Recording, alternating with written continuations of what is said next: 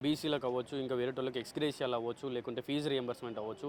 ఇట్లాంటి బకాయిలన్నీ చెల్లించండి అని అడిగితేనేమో మా దగ్గర సొమ్ము లేదంటారు. ఇప్పుడు ఇందాక మీరు మాట్లాడినట్టు గద్దరన్న అవార్డ్స్‌లో అవ్వచ్చు, లేకుంటే యాంకర్‌కో, పాడినోళ్ళకో కోట్ల కొద్దీ పైసలు ప్రజలే ఇస్తున్నారా? లేకుంటే వాళ్ళ పార్టీ సొమ్ము ఏమన్నా ఖర్చు పెడుతున్నారా? ఎక్కడినుంచెల్లి తెస్తున్నారు మరి ఏంది?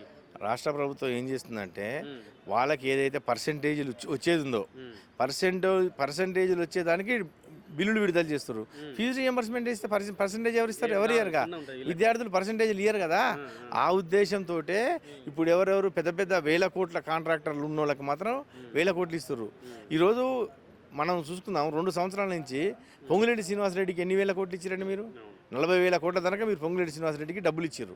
ఈరోజు ఓన్లీ కేవలం 7,000 కోట్లు అడుగుతుంటుంటే 4 సంవత్సరాల నుంచి 20 లక్షల మంది పేద విద్యార్థులను కాదని కేవలం ఒక్క కాంట్రాక్ట్ చేసినటువంటి పొంగులేటి శ్రీనివాసరెడ్డికి 1,000 కోట్లు దోచిపెట్టినావు. అదే పేద విద్యార్థులకు ఎందుకు ఇవ్వట్లేదని అడుగుతున్నాం మేము ఈరోజు.